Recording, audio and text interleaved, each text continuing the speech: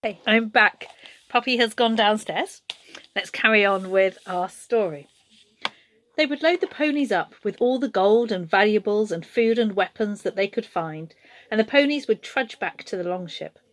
The ponies were the most valuable and hard-working things on the ship. After Olaf the Tall was killed by a Scotsman, Odd's father had to look after the ponies. Odd's father wasn't very experienced with ponies, being a woodcutter and wood carver by trade, but he did his best.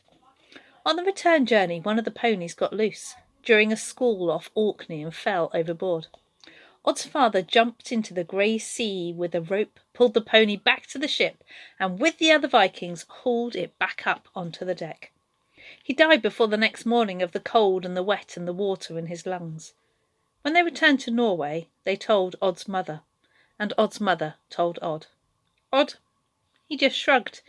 He didn't cry. He didn't say anything. Nobody knew what Odd was feeling on the inside.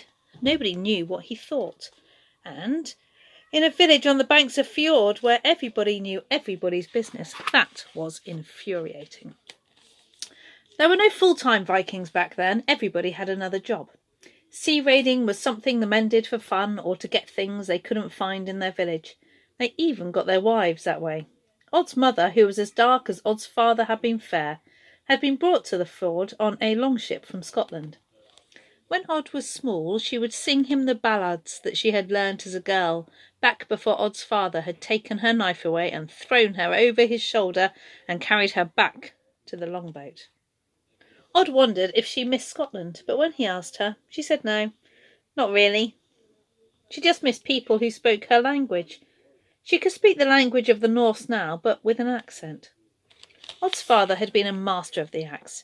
He had a one-roomed cabin that he had built from logs deep in the little forest beyond the ford, and he would go out to the woods and return a week or so later with his handcart piled high with logs, all ready to weather and to split, for they made everything they could out of wood in those parts.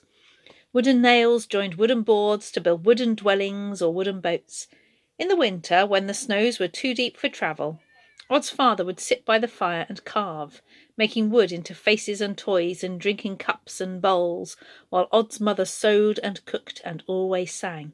She had a beautiful voice. Okay, I'm going to leave it there for now.